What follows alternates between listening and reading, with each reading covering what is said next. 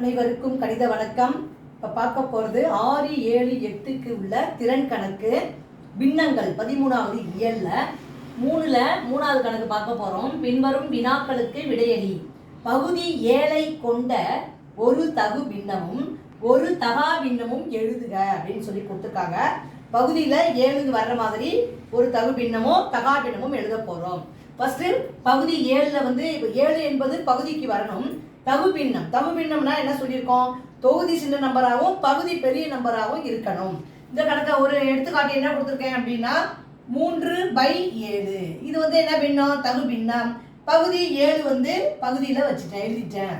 அதே மாதிரி தகா பின்னத்துக்கு ஒரு கேட்டிருக்காங்க. தகா பின்னம் பகுதியில் என்ன வரணும்? 7 வரணும். தகா பின்னம் என்பது தொகுதி பெரிய நம்பராக இருக்கணும். அப்போ நான் 11/7ன்னு எழுதியிருக்கேன். அப்போ இது தகா பின்னம். பகுதி 7ஐ கொண்ட ஒரு தகு பின்னம் கேட்டிருக்காங்க. 3/7. தகா பின்னம் தொகுதி பெருசா இருக்கணும், 11/7 அப்படின்னு எழுதியிருக்கேன். புரிஞ்சுங்களா?